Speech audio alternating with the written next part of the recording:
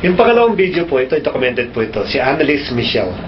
Ang nangyari po sa Germany, na kung saan itong batang ito ay devoted po itong Catholic at talaga pong lagi po siya nasa church, kasama po siya. But while she's growing up, being teen, I think around 19 years old, nakaranas na po siya ng yung epilepsy ba, yun ba nanginginig po siya, naakala ng mga doktor, it is only a brain damage, may problema sa brain. So sinuri po siya for almost 2 years, and meron po medication po yan, ina-injectan po siya ng mga pampakalma, but after 2 years po, lumabas na yung ibang klaseng sakit. Nagsasalita na siya ng demonic, nagsasalita na siya ng mga klase, nakakita siya ng demons, nakakita siya ng marami siya nakikita, which is cannot be explained by the psychiatrist. So sabi nila, ang demon possession, it is existing sa oras po nito. No, maaaring sa iba sa inyo, sino po ito naka-experience ng personal, na naka-witness, na meron pong demon possess? Ako po yun. Apo. Yung kaibigan ko, nangyari kasi noon, namatay yung mother niya, siya yung nandun bantay. Mas low siya doon. Bali ang naging ng doktor, acute cyanosis. Ang nasiraan ng brain. Pero na-experience ko mismo yung pag yung nurse nga tumakbo dahil lalagyan niya ng thermometer, bigla siyang ginano, no? Pero pagka hinawakan ko po siya, nakokontrol ko siya. Una yung sa mata, hinawakan ko siya gano'n. Dahil kasi pagka nalilisik yung mata pero pag ginanon ko siya, babalik sa normal. And mga isang oras, gaganyan naman yung barbero po yun Nung gumalingan, ako yung unang nagpagupit. Pero malaki yung salamin ko. Pero ngayon po magaling. Praise God. Bumalik po. Sino pa po? Kung may naka-witness. Apo. Ano po, dental mission sa atin sa Mountain Province. One time kasi nilipatan. Marami yan. Sa mga Mountain Province. That time, bago pa ako, that time pagiging Christian Anyway, I started some church. Tapos, ang usual kasi pumunta doon, tapos mag-evangelize, so on that time, kami in charge, dalawang dentist kami ng friend ko, magbubunot, free bunot, kabila, evangelism, blah blah blah. Tapos may isang babae doon na nakaupo, tinanong ko, anong papagawa mo ate? Bunot ba? O daw siya, sabi ko, ilan, isa, o sige. Nung i-NC ko na po siyang ganon, so sabi niya, gawa na parang so sabi ko, tinignan ko, sabi ko, ano to, seizure o ano? Kaya ko ulit, gawa ganon, sabi ko, dikche kasi iba na kasi ang seizure kasi gumagano lang siya, sabi ko, dikche tinawag yung pastor. So kinuha ng babae, so happens pala na dayo lang siya doon, hindi siya Kristiyano, tumalo na kasi hindi bunot. So in short, pinatanggap nila sa Panginoon. Oo nga. Kaya sabi ko, ano to? Oo. Anyone? Apo? Ako rin kaya sa simbahan. Church yun. Catholic Church. Catholic Church. Kasi tapos na nga before the Mass, sa labas pa lamang. Hindi lang isa, kundi marami sila. Labing ng siya. Taxation. Tapos inano na lang doon sa parish place office. Siguro mga 5. Kabataan. Parang uso pa ata yun. Pero tayo na nauso yun Mga 19 na yun kaya. Panahon ng mga hippie-hippie yun. Kaya marami dyan sino pa? Sige kaya. Itbayan namin po yan pag umaga, okay siya makakausap mo. Pag pumalo yung alas 10 ng gabi, sisigaw na yun. Tapos, sirain yung gamit niya. Tumatumbling. Nagtutubulan pa nga sa air Tapos, bubuhin. Basta yung siya, iba siya. Diba? Sisigaw. Di wala nang makano Exactly. Ano siya, bakit? Tapos, pinaalis yun doon. Ano nangyari kuya? Hindi na namin nakita. Pinalis yun. Wala na. Kasi nga, gano'n siya. Baka araw makapanakit. Makapanakit. Kaya Joem? Yung sa akin naman po, kaibigan ko. Actually, na-attend na yun sa J1 pa nun. Punta na si Rito. Yung sa kaibigan ko, nagkaroon ng isang araw na nakitulog siya sa bahay.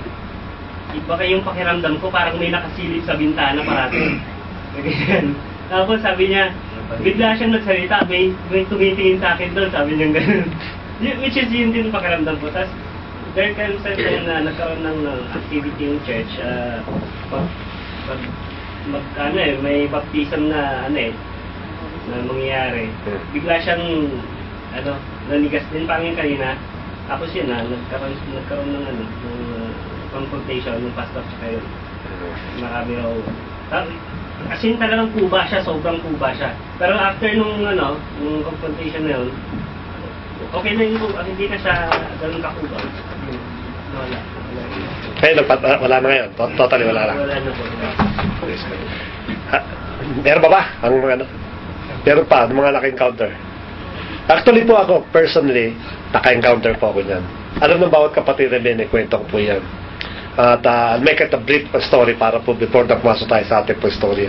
May isang kapatiran, you remember, may nabanggit ko sa isang prayer meeting na yung kung hindi makapagbasa, hindi makapagsulat, then later on, miracles na nakapagbasa po ito at ngayon po nagtuturo na ito sa mga professionals. Sa vulcanizing siya nagkatrabaho, nagkapalit siya ng gulong, pero praise God at ginagamit siya. One time lumapit po sa akin, it was 19 yan? 90s parang something gano'n lumapit sa akin, sabi, kapatid, meron tayong pupuntahan na demon possess. That's the first time na nakarinig po ng demon possess. Bagaman sa mga Bible study, napapakinggan po natin yung demon possess. Pero in reality, hindi po natin nalalaman po yan. Normally, saan po natin nakikita yan? Sa pelikula at sa TV lang. So, wala ko idea. Bata ako sa pananampalataya, matapang yung aking pananampalataya, matapang yung aking loob. Sige, punta natin kapatid. Without knowing kung anong haharapin po namin. So, umakat po kami ng dalan. This is the first time na yung kwento-kwento lang mararamdaman mo yung aking pong buhok talaga po literally tumatayo. Nararamdaman ko siya yung aking balahibo at yung aking pong pakat pa lang kami nagdalan. Hindi ko na malawari kung ano nararamdaman ko. Maybe it is a sign already by God na sandali anak, patay ang aanin mo, huwag kang basta-basta sumusugod. Umakat po kami sa taas at nakita ko yung babae. Kung ano yung nakita ko sa video, yung po yung nakita ko sa babae. Ungol lang siya ng ungol. Walang communication. Ganun lang. Talagang parang kala mo aso. So nagkataka ako, sabi ko, ito pala yung demon possessed na sinasabi. Una, hindi po pa alam Kinakwento yung kanyang tatay, nagkwentuhan kami. At ganun din nagkwentuhan kami babae, kinakwento ko sa kanya. Hindi siya nagsasalita, kundi umuungol lang siya. So, without any knowledge about how to cast a demon, immediately, nagbanggit lang kami, nag-pray kami, kinakas namin yung demon.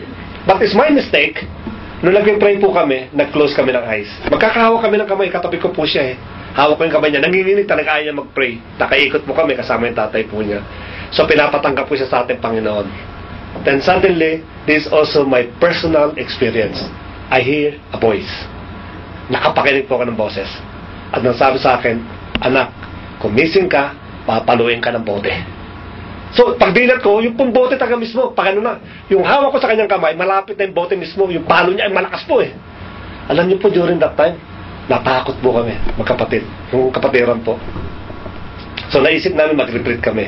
Later, kukwento ko sa inyo paano po nagkaroon. Lahat po yan may victory. Nag-retreat kami, at inisip po ko ano yung pagkakamali po namin. Before we continue for the victory, meron pong isang mas delikado sa isang Kristiyano. Hindi po yung demon possession. Kasi demon possession, pagka nakita nyo po yan, platante, alam mo kagad. There's something wrong with the spiritual. Kaya mo kagad na natukuyin at magkaroon ka ng conclusion na ito taong ito, mayroong problema spiritually. Pero may isang danger na pag nagtrabaho sa subtle, hindi mo siya mapapansin. At ano po yun? Hindi po possession. Controlling. Each every one of us pwedeng kontrolin ng kaaway. At yun ang hindi po natin napapansin. Lumilipas yung araw na hindi mo napapansin minsan na ang buhay mo pala nakokontrol ng kaaway. Nagsisimula ka lang doon sa malungkot. May problema ka, nalulungkot ka. Maaaring meron kang naranasan experience na nasawi ka, o maaaring meron kang experience na namatay sa magulang mo, o maaaring may makabag-anak ka na lumisan, o maaaring trabaho mo nagkaroon ng problema. Malungkot ka. Then you never know. Araw-araw dumarating po yan, inaalagaan natin yung ating lungkot. At nakita mo ngayon, you want to isolate yourself. Ina-isolate mo na yung sarili mo, na dati napakasaya mo, nakikipag-fellowship ka, nakikipagkwentuhan ka, pag binati ka, napaka-live. Tuwan-tuwa yung mga kapatiran. But later on, ina-isolate mo na yung sarili mo. Then here comes the enemy. Hindi mo alam, unti-unti kinokontrol ang buhay po ninyo. Wala pong exempted ha, kapatid. Even the pastor is prone na control po ng kaaway. Battle po yan eh. Kaya ba tayo nag-aaral dito? Isang introduction po ito doon sa pag-aaral natin topic upang malaman natin, bahubaran natin kung ano yung ginagawa ng kaaway at anong kinakailangan natin gawin para makapamuhay tayo ng maayos. Diba? Minsan may nag-iisip sa inyo na, bakit ba kapatid, itong kasalanan na ito, hindi ko ito maiwasan sa buhay ko. Lagi na lang yan. Pagkadating sa buwan, mararanasan ko, tapos mag-overcome ako, tapos pagdating sa buwan, siya na naman, uulit na naman siya nang uulit. At hirap na hirap ako, natakasan itong kasalanan nito. Because you are controlling. Yung sin na yung kinokontrol ng buhay mo. Hindi ka makawala. Kapatid, pwede ba yan na ikaw yung nasa Panginoong Kristo? Pwede po mangyari po yan. Pag-aaralan po natin yung tinatawag po natin, yung pong ating sinasabi po na controlling. Meron pong isang bagay dito. Magbibigay po ako ng mga tao, ng mga personalities. Sino ba nakakakilala kay Lady Gaga? Yung pong famous na singer. Nakita niyo ba yung history po na Lady Gaga? Paano sumikat ito? It is not a demon possessed. Buti naman makikita na nagagano si Lady Gaga. Napakahusay kumanta. Napakahusay na artist. But the enemy is controlling the life of Lady Gaga. Yung kanyang mga pananalita, yung kanyang awit, it's against God. No? In the beginning, she doesn't know na yung kanyang nagagawa, ito yung sikat eh. Ito yung mabenta. Hindi niya alam, meron na siyang influence yung kaaway.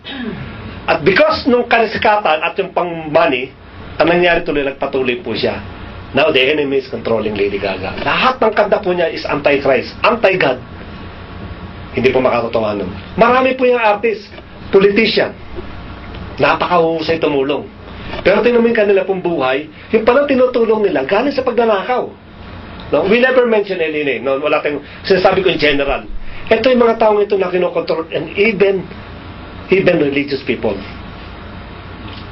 Napakaganda sa pananamit, maayos, pag tumayo, pag lumakad, desente, pero tingnan mo yung kanya pong buhay. Hindi masalamin yung tunay na pagiging Kristiyano. Why? Because Satan is controlling their life. And even us can be controlled by our enemy. At yung pong uubaran po natin ang ating pong kaaway. Sa John chapter 8 verse gumagana po ito kaya? Saan po yung PowerPoint? Hindi tayo magsisimula. John chapter 8 verse 34, Jesus answered them, "Truly, I tell you all of you emphatically, that everyone who commits sins is a slave of sin." Nagtanong sila, kami ba ay alipin? Kami ba ay kinokontrol? Kami ba ay nakulong? Bakit sinasabing palalayain mo kami? Sapagkat sabi ng ating Panginoon, if you know the truth shall set you free. Sino ka para sabihin sa amin na kami ko ay bondage? We are not bondage, we are liberated. Because we are Abraham's bosom, Abraham's nalipi. Kaya kami malaya, pinalaya kami ng Diyos. Pero sabi natin Panginoon dyan, whoever committed sins is a slave of sin. Sabi ng ating Panginoon. Kapatid, ang ibig sabihin ba nun, ipagkakasala ko ay kung may slave na, kaaway, kontrolado ba ako ng ating, araw-araw tayo nakakasala tayo. Ina-admit naman po natin yan po yan. But yung sin dito, na sinasabi, is different from the sin na pinag-uusapan po natin. It is a continuous sinning with the same nature. Kung ikaw ay mahilig magsinungaling at patuloy-patuloy ka nagsisinungaling, but you don't want to lie, pero nangyayari po yan sa pagkakataon na hindi mo siya makontrol, it means you are controlling by your sin. Kinokontrol ka na ng kaaway. At paano natin tatanggalin? Mamaya po malalaman po natin. Yung slave po yan, it means sense of subjection. Hindi ka alipin na wala kang freedom, but because yung subjection mo, yung will mo, hindi mo magawa. Katulad na sinabi ni Pablo, may mga bagay ang gustong gawin, pero hindi ko magawa. Why? Because ito yung thorn na sinasabi po sa bawat sa atin. Wala pong exemption. We have a stronghold in our life. Yun ang binabattle natin every day. Nung ako pinakakilala sa ating Panginoon, madalas po ako magmura. Alam niyo na yan, yung mga pagkwentuhan, yung mga laging yung kwento po natin na gato kahaba, gato po kaisi lamang, gato po kahaba yung puro pi, gato lamang po tayo kwento mo. Kaya pag nagkwento ka, supposed to be ng direkto, wala pong pi, Yung pong kwento niya supposed to be 5 minutes, baka 1 minute lang. But because of merong ng P, umaabot ng 5 minutes. Yun ang weakness ko po nung araw. At kahit tumanggap ako sa ating Panginoon, pagka nagkukwento ako sa mga kaibigan ko, lagi may P. Pulugin ko, nagsasalita ka ng ganyan. Because that's my weakness. Yun ang binabattle ko. Yun ang nagkontrol sa buhay ko nung araw. Why? Because nung hindi ka Kristiyano, ang sabi nga lagi ni Ate Eri, at naikwento po namin dahil lagi, nagbibuild na yung kaaway sa buhay po ninyo. Because yung ating kaaway is thinking that one day, etong taong ito makakakilala sa ating Panginoon, makakakilala sa ating Diyos, kinakailangan mag-build ako ng wall na kung saan hindi niya pwedeng basta-basta i-surrender. Doon siya mahihirapan. Kaya yung iba po, bakit sa akin napakadali ko magbigay? Dati kuripot ako, kayong gano. Sapagkat hindi ng weakness mo, kapatid. Bakit sa akin dati nangungupit ako na wala ka agad? Because hindi ng weakness mo. But let us remember na bawat sa atin may mga weaknesses. At alam ko yan, alam niyo yan, yung sinasabi ko. Na nagagawa po natin madalas. O hindi mo madalas, yun lagi ang nagiging way upang magkaroon tayo ng failure sa ating itong buhay. So again po yan, subjection of our substance of subjection or give up yung ating pong will to another will. Yun po yung sinasabi po dyan ni slaves. Therefore, do not let your sin rule your mortal bodies so that you obey your desires. At ang sumunod po, don't you know that when you offer yourself to someone as obedient slave, you are slave of the one you obey, either of sin, which leads to death, or obedience, which leads to righteousness. Ito po ang sabi po natin is controlling. Napasok po tayo dyan po lang. Ang pagkakamali natin mga Kristiyano minsan, hindi natin inilalagay yung bawat nangyayari sa buhay po natin spiritually. Kala natin that's normal. Anything that happened to us, we're thinking it is normal. For example, in your family, na matagal nyo nang pinag-pray, yung family po ninyo na hindi makatanggap-tanggap, then suddenly, hindi kasi religious sila nung araw, kaya nung gano'n eh. Iniisip natin, naging tradition po nito, but lahat ng bagay na nangyari sa atin, it is connected spiritually. Kinakailangan ibabattle po natin yan. Yung pong nakapanood po nung War Room, maganda po yun. No, sabi ng babae, kasi yung asawa ko ay ganyan-ganyan eh. Babae siya, ganun-ganun. Pinipilit niya. Pero sabi sa kanya ng babae, no, huwag kang magalit doon sa asawa mo, magalit ka doon sa espiritu na siyang gumagawa ng kasalanan doon sa asawa mo. So nangangahulugan, in order to battle, yung bawat isa po sa atin, yung ating weaknesses, don't try to battle physically. Hindi ka mananalo, kapatid. Hindi ka mananalo. 100% sure. Kailangan malaman mo spiritually kung ano ibabattle mo sa bawat buhay po natin. Kung ano dapat natin gawin at kung ano dapat natin i-maintain upang sa ganon, yung ating weaknesses unti-unti po ito bumababa. Ang sabi po dyan, spiritual battle should be fought spiritually. Ay, uulitin ko po ulit. Lahat ng nangyayari sa inyo, yung pong hindi kayo maikrisan, sa inyo pong kumpanya, hindi po tayo makakuha ng blessings. Lahat po yan, konektado yan sa spiritual. Kapatid, masyado tayong spiritual. Sapagkat yun talaga ang dapat buhay natin. When God called us to become a born-again Christian, we become a spiritual being. Namumuhay lang po tayo sa tawa natin, but talagang ang reality talaga, we are a spiritual being. Kaya lahat po yan nakakonekta. Kaya anuman ang battle po natin, it should be fought spiritually. Therefore, feed your spirit being to be well equipped. Kailangan kung spiritual yan, huwag mo ipid yung sarili mong katawan, tong body na ito. Ipid mo yung spiritual. Kasi spiritual battle eh. Bakit? Sapagkat ang sabi po dyan, whichever you feed, become dominant. Yung flesh natin, sabi ba di tayo nakakain? Hindi po ganun po yun. No? Yung flesh natin, maraming hinihiling yan. No? May mga pagkain, yung ating pong mga leisure, yung ating pleasure, kasama po lahat po yan. Pati yung mga bagay na pangangailangan ng pangangatawan po natin, which is against the will of God. Kaya may battle yan eh, between the flesh and the spirit. Kaya kailangan, mostly ipipid natin yung ating spirit, then flesh will come. Hindi ba pwedeng ipid mo natin yung ating pong flesh upang sa ganun, sumunod yung ating spirit. Hindi po ba yun? Baliktad po yun. Dapat spirit po muna bago po ang flesh.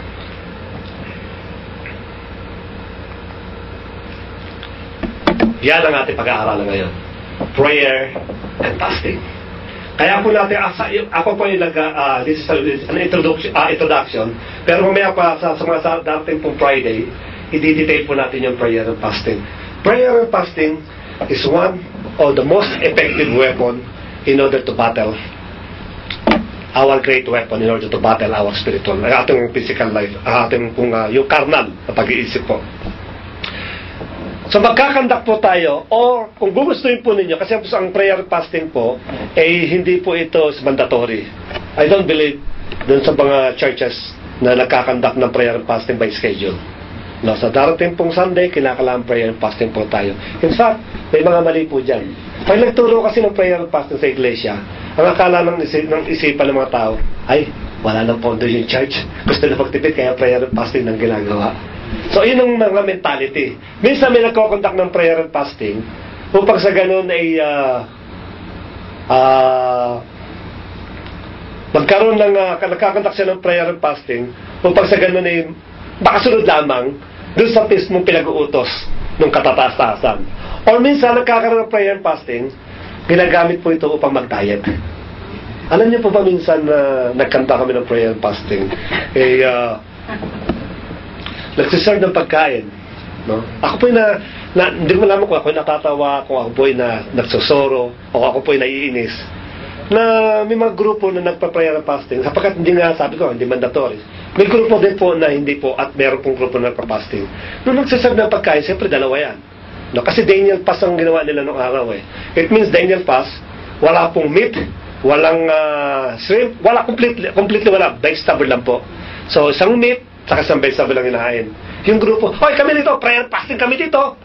Kung baka sa ano pinagsisigawan mo na prayer and fasting ka, for what reason? Pag kinakalam yung sigaw na prayer and fasting ka, alam naman ng tao kung na yung nag-prayer and fasting. So, ginagamit po ito bilang parang ipakita na sila ay mga mature. Sila ay mga matataas ang pananampalataya, matataas ang kanilang belief sa ating Panginoon. At minsan nga, ginagamit nga po itong diet. Tama, bumaba na ako ng 5 pounds eh. Ang ganda pala ng prayer and fasting sa diet. Yun ang purpose po nila. But the main reason for the prayer and fasting, hindi po na maintindihan po yan. That's our great weapon. At yan gagamitin po natin in order to become a victorious Christian life. Marami sa atin, including me, na araw-araw bumabaksak sa pananampalataya. Now we even experience yung mga bagay na sometimes iniisip natin na hindi yata kami anak. Because why? There is no favor on us. Matagal ko nang pinagpipray ito, matagal ko nang binabattle ito, hindi mangyari-yari. Why? Hindi ko lang alam. Baka kapatid, it's about time mag-commit ka sa prayer and fasting. Bakit po prayer and fasting? Unahin na po muna natin yung pong prayer and fasting sa Old Testament. Para ma-distinguish po natin, no? Again, introduction lang po ito at tapasok po tayo sa mga sunod. Sa 2 Samuel 12 verse 23, hindi ko na po sinulat yan. Yan po yung nag-mourn yung ating pong kapatid sa 2 Samuel verse 23. So ginamit po yung prayer fasting para yung lalim ng lungkot ipinakita po dyan. Sa Nehemiah chapter 9 verse 1, ipinakita po din yung humbleness and forgiveness sapagkat nilusubing ng bansang Israel eh. Nagkasala pala yung bansang Israel, they humble and they ask forgiveness. So they conduct yung nationwide na fasting sa bansang Israel. At ang pangatli po, sa 2 Chronicle chapter 2, 20 verse 3, seeking God's help for war. Sapagkat nabalitaan nila na magtutulong-tulong yung mga kaaway upang sugurin yung hari po ng Israel. So ang sabi nila, mag-conduct tayo ng prayer fasting. Para sa ganon, maawa sa atin ng Diyos at iligtas tayo. Ito yung mga prayer and fasting sa Old Testament. At marami pa ho yan. Na ginamit yung prayer and fasting sa Old Testament for some reason, for particular reason. Pero hindi po yan ang prayer and fasting na binanggit po sa New Testament. At dito tayo iikot sa prayer and fasting sa New Testament. Papasahin ko po, Matthew chapter 4 verse 1 and 2. After this, Jesus was led by the Spirit to the wilderness to be tempted by the devil. After fasting for 40 days and 40 nights, he finally became hungry. Then sumunod po yan, alam ng bawat sa po yan, nagkaroon po ng testing. Yung tatlong testing na ginawa sa ating Panginoon. First question, bakit kinakailangan pa magpasing ating Panginoon if He is the Son of God? May nagtanong ba sa inyo yan?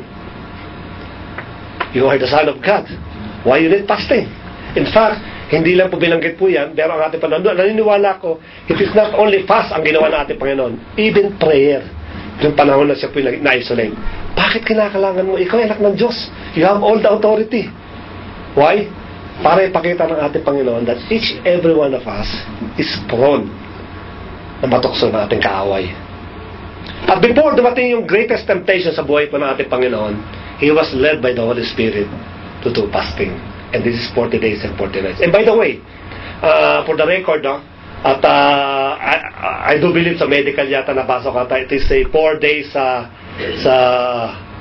pagkain, 4 days sa walang tubig, at 7 days sa pagkain. I mean, kung nag-fasting ka ng 7 days na without food, without solid food, maximum is 7 days. Pag nag-fasting ka without water matters, maximum is 4 days. Tares, ano po yan? Actually, doon sa ang 40 days maximum, lampas ng 40, kakainin niya na yung talagang mga laman mo na. Pero yung sa 40 days and 40 nights na yan, ang kakainin yung mga stored fats mo.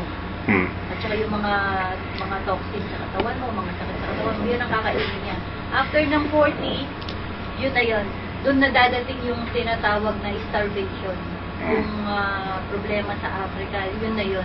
Kaya ang Lord kasi, legal siya. Hindi niya pwedeng abusuhin yung katawan niya kasi dinisign niya yung mismong katawan ng tao sa ganung bagay. So, siya mismo pinatunayan niya yung 40 talaga. Possible siya. Mga nurse, ano pong masasabi po niya? Mga nurse. I do believe may nabasa ako na isang medical report na ang tao pwede lang mag-fasting ng without water up to 4 days only. Ewan ko sa mga nurse, ano po yung nasabi niyo? May na-encounter po ba kayong ganyan? Ano pong At least a week for water. A week for water, 7 days. But without food, yung solid. Without food can be a week or more. Week for more. I do believe ganun yan. Water, hindi pwede. Hindi pwede. Up to 7 days lang talaga. Oras matidrain ka na. Kasi kaya po binanggit po yan, dito po 40 days and 40 nights, maaaring may mga paliwanag dyan. Sabi nila, ang ating Panginoon maaaring umiinom ng tubig. Pagdating sa book of Mark, complete na sabi doon, there is no food, there is nothing that comes inside the body of the Lord Jesus Christ. Kaya po binanggit po yan, pagdating po ng 40, baka kasi may mga mag-challenge dito, 40 days, kayahin ko to 40 days, 40 nights. Hindi po. Kasi naniniwala ako, pag dumating ka sa punto ng human limit, now it comes the intervention this is a divine intervention. Katulad po na nangyari po kay Moses na 40 days and 40 nights. There is a divine intervention po yan. At dito po, ang Diyos na nakikipagano dyan. Bakit po nabanggit? Kasi po ako nakaranas po ako ng 3 days. 3 days and 3 nights. Without food, without water. Yung first day po, napaka-battle po yan. Napakahirap. At mararanasan pa natin. Kasi binabanggit ko na po ito. But definitely, mapapaliwanag po yan sa mga darating na araw. Yung unang araw po ninyo, malaking temptation yan. Alam niyo po ba na nag-fasting po ako ng 1 day, pag uwi ko po ng bahay tanghalian, yung masasarap na ulam ko, yung paborito ko, yung niluluto ng nanay ko. Kasi nangyayari po yan, uwi ako ng bahay tanghalian, tutulog lang po ako noon. Babalik po ako ng gabi. Kasi meron kami morning prayer. Kasi ang prayer fasting po yan. May morning prayer, uwi kami ng tanghalian, tutulog lang, babalik po ako ng hapon para midnight prayer ulit kami.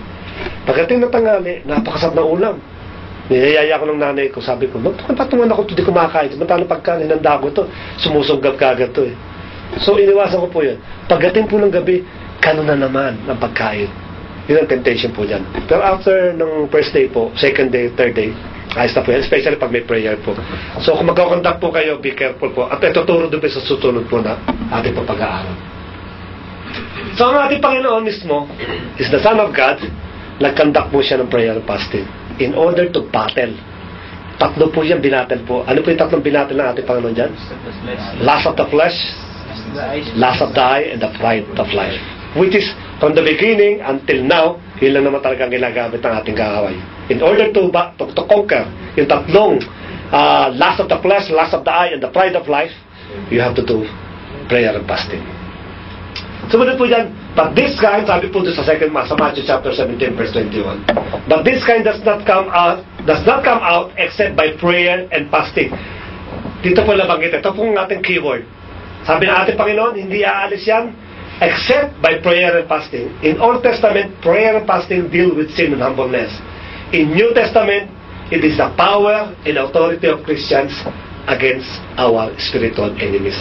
May pinapalayas yung mga paagalagad ng ating Panginoon. In fact, they are very excited. Kaya sabi ng mga report dyan, Panginoon, pag binanggit lang namin ang pangalan mo, naglalayasan sila.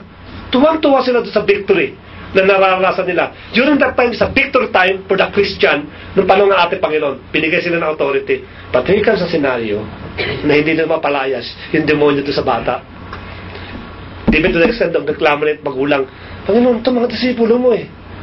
Hindi mapalayas itong demonyo sa katawan ng aking anak. Ang sabi ng iba doon, na nagkapaliwanag at nagka-excuse, hindi naman kasi disipulo ng ating Panginoon yun eh. Kaya hindi na mapalayas. Wrong. The mere fact that these people, they call disciple of God, or disciple of the Lord Jesus Christ, it means kasama ito ng ating Panginoon. And maaaring ito nakapagpalayas ito. But this time, they failed. Hindi na mapalayas. Ang sabi ng ating Panginoon, lumayas ka sa dimension authority ng kanyang authority, pinalayas ng demonyo. At dito po nagtanong yung mga alagad niya, bakit naman kinuha yung mga bagay na yan? Sa mga dati nagagawa lang namin eh. Sumagot ang ating Panginoon, hindi niya magagawa yan sa isang normal na paraan lang. You can cast this kind of demons by prayer and fasting. Pinanggit po yan. Let's go back to sa aking storya. Tumakbo po kami nung during that time, sapagkat hindi ay maintindihan. And for the past week, iniisip ko, ano naging dahilan bakit na yan? Samantalang ang liwanag ng Bible, sa pangalan lang natin, Panginoong Kristo, kaya natin palayasin demonyo. It's only by name, sabi doon. At dumating ako sa punto, itong verse na ito. Napasa ko siya, pinaunawa sa akin ng Panginoon, may mga bagay na ginagawa po ng prayer and fasting. And after a week, meron kami Bible study na ginagawa po doon sa Binondo. Taga Binondo po ako. Before na mag-fellowship kami, nag-conduct po yung pinaka-nagtuturo sa amin ng prayer and fasting. I don't know why. Normally, hindi ba siya nagko-conduct ng prayer and fasting. Basta Bible study lang, normal. But that time, yung fellowship namin, sabi niya, mag-prayer and fasting tayo. So, nag-prayer and fasting po kami. Nag-pray kami, closing na nung Bible study. Nalimutan ko na eh. Then, suddenly, niremind ako ng Lord. Sabi ko, Kuya, meron pa tayong kapatiran doon na, meron pa na doon tao na nagkaroon siya ng possession. Ha? Sabi, sino yun? Pinuntahan ngayon namin. Magkakasama kami. Nagkanta kami ng prayer and fasting. Then, nung makat kami, sabi ng aking kapatid, Brad, may battle tayo dito. Kaya pala tayo pinag-prayer and fasting ng ating Panginoon. Dito naunuhan eh, tama ilalagay ka ng Lord eh. Nung makat kami, natutulog po yung babae. Nakahiga po siya. Pagpasok namin, immediately nagising po yung babae. Same. Umuungan, nagwawala. At totoo po yan, napakalakas. Nung kababaeng tao, napakalakas. Gusto niyang tumayo, pero hindi siya makatayo. Gusto niyang manakit, pero hindi siya makapanakit. So, ginawa, sabi namin ng kapatid, yung naglilid sa amin, ikutan natin, Brad, hawak tayo ng kamay, mag-pray tayo, pero walang pipigit. Sabi niya gano'n. Sabi ko, tama ka. Ganun pala pagkokontak ng hindi pipigit tayo dapat. Lahat tayo nakadilat, mag-pray tayo. So, nag-pray po kami. Habang na kami nagpipray, nagkakasot kami, yung babae po talaga makikita nyo, iba-iba yung boses niya, umuungal siya, pero hindi siya makapanakit. Kitang-kita po namin. Kahit yung ibang kapatid na first time naka-experience po yan, tumatayo yung kanilang balahibo. Nag-pray kami, ungol siya ng ungol. Then yung bandang uli, in the name of Jesus, we'll cast you. Lahat ng evil spirit na binagit po namin, demon spirit, pinayas po namin. Pagkatay po doon, kami po yung nag-instrumento. Kinabukasan po, ano yung nangyari? Kasi pagkatapos yung natulog yung bae. At natulog. Hindi po siya basta po nagwawala nung natapos po, parang nahimatay, natulog. Kinabukasan, hinahanap po ko doon sa kapatiran. At ba't po ko hinahanap? Kasi gustong kakasapin ni ate. Bakit? Magaling na siya. Pinagaling siya ng Lord. At nalaman namin, this is the key, prayer and fasting. Hindi lang po demon possession na pinalayas mo ng prayer and fasting. Mostly, yung ating pong stronghold. Kaya minsan, yung marami pong Kristiyano ang talunan because wala po tayong prayer and fasting. Kailan po tayo huli nag-prayer and fasting? Tatandaan pa ba niya sa buhay niyo? Anniversary. Yung pong fourth anniversary, nagkantak po ng prayer and fasting. Wala na po, no? Di ba nalimutan na?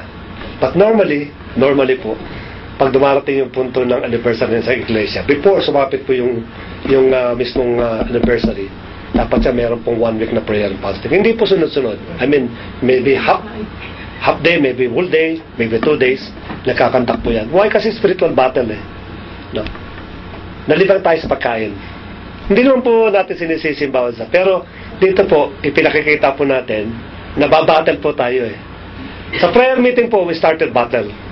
No? Sinip namin yung aming pong prayer na intercessor to sa battle, war. Kasi bakit? Yung talagang minute pa ng intercessor Lumalaban lagi po yan. This time po, hindi po gagawin po natin.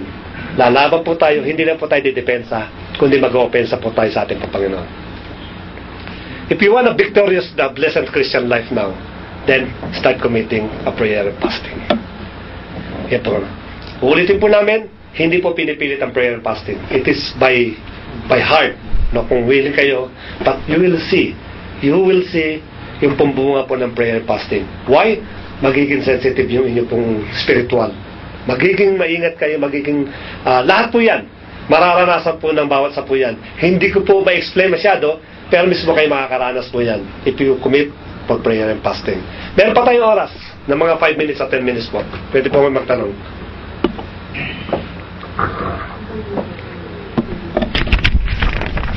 Any question or comment? Kailangan ba may declaration fasting na po? Ano po declaration? Kung yan, inaalo ka ng pagkain, kahit sasabihin mo fasting mo, hindi pwede. Pagkasawa mo, pwede. Kasi sinabi ko kay Mrs. yan. Kagabi kasi pinapakain niya ako kagabi. Kasi pag sinabi mo, hindi, ako kumain. Hindi naman niya maintindihan. No? Pero since na kilala na namin bawat isa, pag sinabi kong gano'n yun, okay, alam ko na nakano ka. Yan ang ano yun. Pero kung kailangan na sabihin mo. Wala naman po problema po yan. Wag lang yung parang ikaw mismo nagsasabi na, wag mo kanukin, prayer fasting ako Hindi naman po maganda yan. Tama lang inaano. Ilayin sa kanya. Yung pinakanak mo dyan. Maximum 40 days. 40 days. Yung minimum niya kuya, mga ilang. Normally, hindi ko lang po alam sa iba. Normally po 3 days. 3 days and 3 nights ang pinaka-prayer fasting. Sa Bible po, 3 days po yun. Pero pagka mag-i-start ka, pag kinumit mo yung sarili mo, at least isang araw. Hindi yung isang buong araw na hindi yung mag-i-skip ka lang ng meal, hindi ka kakain ng almusal, breakfast. ng tanghalian, kakain ka naman ng hapunan. Hindi ka nag-fast nag-skip ka lang ng meal Partial. No? Hindi, kumbaga sa Bible kasi walang partial walang partial fasting. Fasting talaga siya. Kung kakain ka lang ibig sabihin kung umaga, walang tubig, walang pagkain, yung buong araw, sa gabi pwede ka nang magtubig. Ngayon, kung kinumit mo siya na wala kang kakainin, tubig lang, pwede din yun. Pero pag kinumit mo, gagawin mo siya talaga. Hindi siya yung skipping meals kasi yung skip meals lang yung tawag dun. Hindi mo kakainin yung Palipasa lang gutom. Oo, mga palipas gutom. Pero pag kumain ka mamaya, dinoble mo din. Di ba? Tinuma mo lang. O kaya, susundot ka ng tinapay. Hindi. O biskuit. Total talaga kayo. Isang minuto lang, tapos na yung 24 hours fasting. Anyway po, ipapaliwanag naman natin yung madadaanan po yan. benefit po ng fasting at saka yung mga guidelines paano mag-fast. Kasi baka mabigla din po yung katawan ng pagka hindi pa Kasi yung withdrawal ng food, baka mahihirapan naman. Pati yung pagka binrake mo na yung fast mo, meron din po yung procedure. guidelines. Kasi baka mabigla din yung tiyan mo, magkulagat ka. Days na muna. Tsaka, health mo, kung diabetic ka. Correct. Patay. Madidiscuss yan. Mga mga kinakalangan sa mga O kaya kung may ulcer ka, Yan. Pero meron pong testimony na isang kapatiran na siya po ay hindi, yung sa sugar, yung ano po? Diabetic po siya. Diabetic ba yung sinabi? Pero nag-conduct po ng prayer fasting na wala po yung kanyang marami po yung Napaalala kasi ng kalaban natin yung Tapos si Kuya Nick naman, nag-maintenance yun sa puso niya. yun pala may maintenance. Yan din, nag-fast. Pero Daniel fast lang yun. Kumbaga, puro gulay lang talaga siya. Walang matamis, walang carbo, at in talagang gulay lang at butas. At Daniel fast lang yun. Saka tubig lang, wala talagang mga juice, walang kape, walang white cheese. Wala. Mga dairy po, bawal lahat. Thousand Islands. Thousand Islands. Paano na yung walang sugar, hindi na makakain, hindi na makapagtin. Ah. Kaya sa akin, wala akong sugar na marami, hindi ko kaya mag-fasting kasi pag Mahilo. wala na, pagka hindi ako uminom ng matamis, nanginginig na ako ganon. Yun sa ibabasa. Yan ang ano po dyan. Yan ang... Mayroon po mga ano yan, may mga... katulad po ni Kuya, sabi ni Kuya Lem, dapat i-consider po natin yung mga situation o yung health ng bawat isa. Mayroon mo sinasabi ka na? Kaya nga mahalaga sa fasting, yung Holy Spirit ang nag-lead sa'yo. Yun ang una sa lahat sa pinag-usapan natin about the Lord Jesus Christ. He was led by the Spirit. So lahat dapat, yung Holy Spirit ang nag-lead. Hindi us, hindi ang kalaban. Kasi ang kalaban ang gagawin nun. Sasabihin sa'yo lahat huwag ka na mag-fasting, ang dami mong sakit no? Kaya nga, muna, conviction of the Holy Spirit. Proper knowledge, faith, di ba? The desire na mag-fast for the Lord. Then, bakit hindi gagawin ng Lord through the Holy Spirit na yung mga reason mo not to fast, tanggalin niya lahat. Doon magsisimula yung kaya pinag-aaralan natin. Proper knowledge. Kasi, to be honest with you, kung human knowledge, hindi ka makakapag-fast. Iisipin mo lahat yung mga reasons na yan. To be honest, with God, all things are possible. Yun ay tutulong ng Holy Spirit sa atin through these studies. Madadaanan po yan mamaya. Lahat po, nadadaanan po yan. Lahat pati yan. Additional Daddy, kumpisahan po natin siya sa prayer. Kasi kung magpa-fasting po tayo agad nang hindi naman tayo pumilit sa prayer, napakahirap gawin. Kasi yung prayer nga, hindi mo magawa na kumakain ka na magpa-fast ka, sabayan mo pa ng fasting. Kaya umpisahan po natin siya sa prayer, and then tsaka po natin pagsamahin yung prayer para mas sigit po tayong equipped para gawin ang pangit. Na-remind po ako ni Ate Erin. Sasabihin ko po sa inyo, pwede tayo mag-prayer without fasting. Walang problema yun. Pero hindi ka pa pwede mag-fasting without prayer. Magkasama po lahat lagi yan. Pag nagpapas ka, kaya po sabi nga siya, pag nagpapas ka, tapos ikaw ay kung saan sa ka lang napupunta, naglilibang ka ng sarili mo, that's not a prayer and fasting. Kailangan lang pag nagpapas po tayo, meron kang personal devotion, o meron pa sa panalangin po lagi pa yan. Magkasama lagi yan.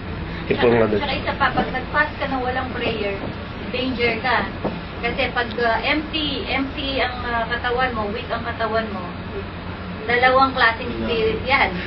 No? Pag nagpo-pray ka, the Holy Spirit will come.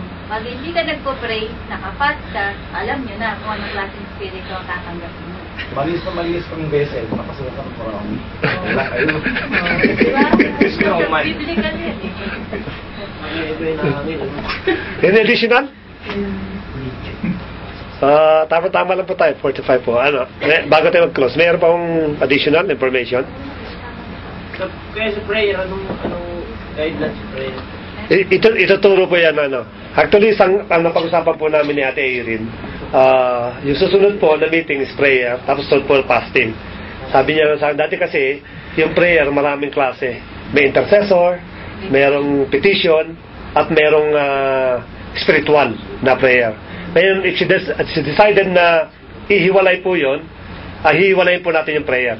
Kasi mahirap po kasi yung pagsamahin yung natin simple prayer, na pagka nagbe-pray tayo personal, natin yun ay yung spiritual prayer in battle yung power of confession. Pag sinabi power of confession yan, kasama po yan ng fasting na nagde-declare ka ng nagde-declare. Ano man ang dinideclare mo, it is up to God kung ano sasagutin po niya po doon. But the most important, dapat po tayo nagde-declare. So pag-uusapan po kung yung pong susunod na prayer, kung ano po yung mga i-itemize doon. Any more? Wala na? Sige po, salamat po tayo mag-close. Lord, maraming salamat po sa aming pong introduction about the prayer and fasting. Nalapanataya kami, O God, na it's about time na yung aming pong spiritual life ay magkaroon po ng bunga ng tagumpay sa bawat sa po sa amin. Lord, enough is enough. Tawa na kami, Panginoon, sa pagiging kontrol ng kaaway po namin. Hindi namin ko alam kung anong paspeto po ng buhay ang siya po kinokontrol namin. But these times, we will declare war sa amin pong kaaway na ito, Father God. At nananampalataya kami because of you, O Lord, and because you give us, Father God, the right tools, the right weapons in order to battle our spiritual weaknesses, yung pong prayer and fasting. Naniniwala kami, Panginoon, that will be an open up, O Lord, yung spiritual openness sa amin pong mga mata, spiritual eye, and spiritual mind, ay magagamit namin ng mga bagay na ito, Lord. Sa mga darating pa pag-aaral, tuloy kay Panginoon yung encourage mo sa bawat sa puso amin, at yung willingness, Panginoon, to learn yung mga bagay na ito, Father God, sapagkat ikaw mismo, Lord, nag-pray ka, nag-fast ka, why not, O Lord, po kami lang yun po mga sumusunod, O Lord God. Salamat po. At ito po dalangin namin the rest, Father God, ng activities. Patuloy po namin pinagkakatiwala sa iyo. Maraming salamat. Ito po dalangin namin sa pangalan po ng Panginoong Jesus. Amen. Good morning po ulit.